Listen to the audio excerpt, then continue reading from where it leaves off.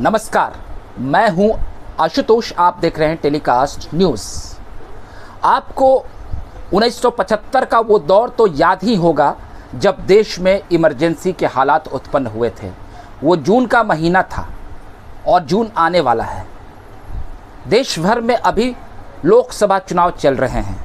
हो सकता है एनडीए की सरकार गिर जाए और वो सत्ता से बाहर हो जाए, मगर ये भी संभावना है कि एनडीए प्रचंड बहुमत से जीतकर इस बार फिर जीत की हैट्रिक लगाएगी और प्रधानमंत्री फिर नरेंद्र मोदी ही बनेंगे।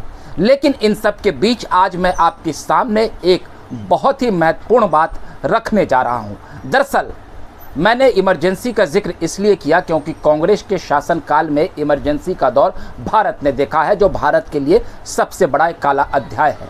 तमाम देश के जो बड़े राजनेता हैं, पत्रकार थे उस दौर में, लेखक थे, आम नागरिक और विरोध करने वाले वो तमाम संगठन के सामाजिक कार्यकर्ताओं को जेल में ठूंस दिया गया था। कांग्रेस की हिटलरी चाबुक ऐसी पड़ी थी कि आम आवाम के होश फाख्ता हो गए थे।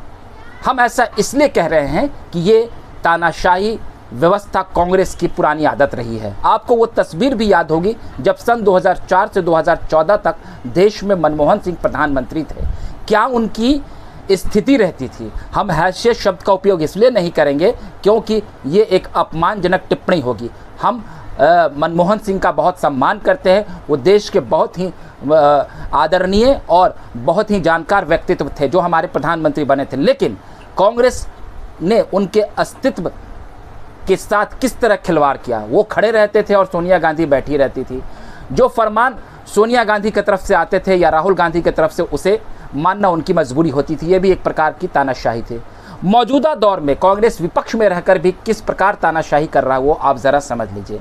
तमाम तरह के जो देश के बड़े और दिग्गज पत्रकार हैं, उनका ये आरोप है कि मोदी सरकार में मीडिया पर कब्जा कर लिया गया और जो तमाम बड़े पत्रकार जो वर्षों से राहुल गांधी की तरफदारी करते थे, उनकी सत्ता का संरक्षण करते थे, उनके सत्ता के समर्थन में सुर में सुर मिलाते थे, वो आज किसी न किसी कारण से बड़े मीडिया हाउस से बाहर हैं।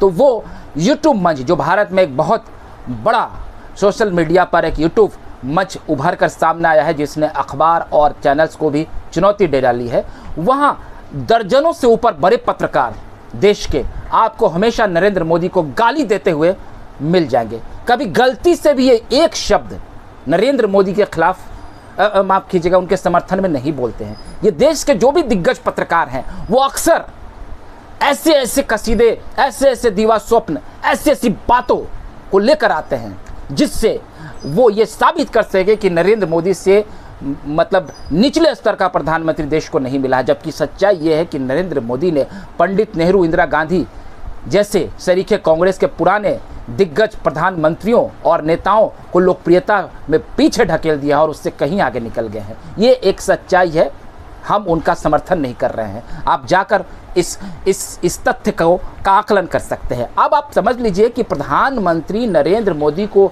तरह तरह की बातें ये कहते हैं, दिन भर कहते हैं और कहते हैं कि तानाशाही है, अभिव्यक्ति की आज़ादी नहीं है। अब हम आपको बता देते हैं कि इस बात का हम जिक्र क्यों कर रहे हैं। दरअसल ये जितने भी पत्रकार हैं, बड़े बड़े देश के दिग्गज जो यूट्यूब मंच पर आज अपने चैनल्स को चला रहे हैं और नरेंद्र मोदी के खिलाफ एक पूरा एजेंडा चला रहे हैं, एक तानाशाही एजेंडा चला रहे हैं कांग्रेस के इशारे पर, साफ तौर पर इंडिया गठबंधन के इशारे पर, किस प्रकार से आप एक प्रकरण से समझ सकते हैं। देश के दिग्गज चुनावी रणनीतिकार प्रशांत किशोर ने 2-3 दिन पहले तमाम बड़े मीडिया घरानों को और कुछ अखबारों को एक इंटरव्यू दिया जिसमें उन्होंने मोदी के प्रचंड जीत की भविष्यवाणी की।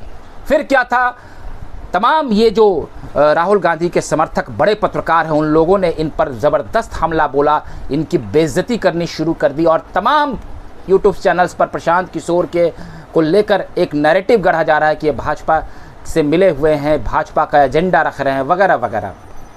उनकी जमकर आलोचना हो रही है। वही प्रशांत किशोर जो कभी इंडिया गठबंधन के भी कई बड़े नेताओं के साथ उनका काम हुआ है और उन्होंने उनको जीत दिलाई है। उन्होंने राहुल गांधी के साथ मिलकर भी उनकी पार्टी को संभालने का एक बीड़ा उठाया था, लेकिन उसमें उनको सफलता नहीं मिली। किसी तरीके से उन्होंने उनकी बात नहीं मानी और कांग्रेस के भीतर के तमाम बड़े नेताओं ने प्रशांत किशोर को बाहर का रास्ता दिखा दिया। जाहिर सी बात है प्रशांत किशोर जो है हमेशा चुनाव विश्लेषण को लेकर एक तरह तरह का एजेंडा लेकर आते हैं। अब सवाल ये उठता है कि आखिर प्रशांत किशोर पर इतना हमला क्यों हो रहा है। देश में कई बड़े ऐसे सी वोटर्स से लेकर तमाम ऐसे बड़े प्लेटफॉर्म्स हैं जो चुनावी सर्वे करते हैं, बड़े बड़े पत्रकार हैं जिनको तमाम लोग बिठाते हैं, उनकी इतनी आलोचना क्यों नहीं होती है। क्या प्रशांत किशोर की बात में इतनी सच्चाई है? उन्होंने सही में कह दिया कि मोदी प्रचंड बहुमत से जीत रहे हैं तीसरी बार भी। उनकी बात इतनी नागवार गुजरी कि बात तू मैं तक आ गया और प्रशांत किशोर की अवहेलना हो रही है। आप जरा समझ लीजिए, जो देश के बड़े पत्रकार, दिग्गज पत्रकार हैं, क्या उनको ये बात नहीं समझ में आती है कि पश्चिम बंगाल में क्या हो रहा है। बुधवार की रात वहां भाजपा कार्यकर्ता एक महिला कार्यकर्ता की हत्या हो गई और दर्जनों कार्यकर्ता घायल हैं। टीएमसी ने उन पर हमले किए। टीएमसी जब भी चुनाव होता, निकाय चुनाव, खूनी संघर्ष से घिरा रहा। पिछली दफ़ा की अगर आप पुरानी बातों को याद करेंगे तो पश्चिम बंगाल में कितनी तरह की घटनाएं हुई हैं जिसका उल्लेख नहीं किया जाता है। अभी लोकसभा चुनाव और पिछले बार विधानसभा चुनाव में भी किसने जमकर हिंसा हुई थी, पश्चिम बंगाल में ममता बनर्जी ने किया था। अभी लोकसभा चुनाव में भी जमकर हिंसा हो रही है, हर चरण में वहाँ पर हिंसा हुई है। और अभी जो ये हत्या हुई है जिससे बंगाल सुलग रहा है, वहाँ पर जिस तरीके से ममता बनर्जी ने खुलेआम 1-2 दिन पूर्व कहा था, शुभेंदु अधिकारी पर हमला बोला था और उन्होंने अपने हार का ठीकरा फोड़ा था और कहा कि हम इसका बदला लेंगे, और उसका बदला वहाँ पर दिख रहा था। तो जिस तरीके से वहाँ पर पश्चिम बंगाल में ममता बनर्जी के कार्यकर्ता उग्र होते हैं, आप वीडियो देखते, क्या कभी ये देश के मठाधीश पत्रकार उनके बारे में एक शब्द बोलते हैं? नहीं बोलते हैं। क्या तेलंगाना में जो नई सरकार बनी है कांग्रेस की, क्या वहाँ पर कोई अराजकता नहीं होती होगी? ये कभी नहीं बोलेंगे। क्या कर्नाटक सरकार में कोई मुद्दे होते हैं तो उस पर ये जो कांग्रेस समर्थित तानाशाही पत्रकार है, जो इस देश के विभाजन को लेकर और इस देश में घुसपैठिए को और इस देश में बेरोजगारी और अराजकता को बढ़ावा करने का एक एजेंडा चला रहे हैं, क्या उनके लिए वो खबर कभी नहीं होती है? दिन भर मोदी के खिलाफ एक एजेंडा और नैरेटिव करते रहते हैं, जबकि मोदी का अभी तक कुछ भी बिगाड़ नहीं पाए हैं। आप देख लीजिए कि क्या दिल्ली में आम आदमी पार्टी ने आबकारी नीति घोटाले में जितनी अराजकता फैलाई, क्या इन पत्रकारों ने उसके तह तक जाकर कोई खबर दिखाई? कभी नहीं दिखाई। तो क्या देश की जनता मूर्ख है, बेवकूफ है? प्रशांत किशोर ने मोदी की तारीफ क्या कर दी कि उनको ये लोग इतना जलील करने लगे। इससे आप समझ लीजिए कि अगर इंडिया गठबंधन की सरकार आएगी तो देश में क्या होगी। यही कांग्रेस ये कहती है कि 5 किलो अनाज देकर क्या देश की जनता को आप भिखमंगा समझें। और चौथा चरण आते आते कांग्रेस के राष्ट्रीय अध्यक्ष प्रेस कॉन्फ्रेंस करते हैं उत्तर प्रदेश में और अखिलेश यादव के साथ, और बैठकर ये कहते हैं मल्लिकार्जुन खड़गे कि हम 10 किलो अनाज देंगे। दिशाहीन कांग्रेस और इंडिया गठबंधन न अपने बातों पर रहते, न अपने एजेंडे पर रहते, केवल तानाशाही करते हैं। 75 का वो दौर आप याद कर लीजिए कि उस वक्त पत्रकारों के साथ भी क्या हुआ था। रामनाथ गोयनका से लेकर कई बड़े बड़े पत्रकार जो थे उनको भी जेल में डाला गया था। सामाजिक कार्यकर्ताओं को अखबारों के दफ्तर के बिजली काट दिए गए थे, उन्हें प्रताड़ित किया गया था। ये कभी क्या उस पुरानी खबरों का उल्लेख करेंगे? अपने यूट्यूब मंच पर कभी नहीं करेंगे।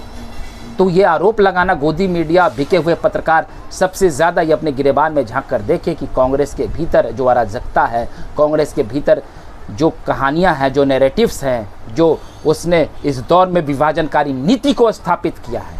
कुल मिलाकर देखा जाए तो इस देश में अगर नरेंद्र मोदी के खिलाफ आप बोलिए तो बहुत अच्छी बात हो जाएगी। उनके समर्थन में बोलने पर ये जिस तरीके से तानाशाही रवैया अपनाते हैं, अगर नरेंद्र मोदी सत्ता से बाहर हो जाते हैं तो ये क्या करेंगे आप समझ सकते हैं। बहरहाल आपको हमारा ये वीडियो अच्छा लगा हो तो उसे लोगों तक पहुंचाएं और ऐसे लोगों को एक्सपोज करें। अगली बार हम फिर नए वीडियो के साथ हाजिर होंगे, तब तक के लिए आप हमें इजाज़त दे दीजिए। बहुत बहुत धन्यवाद।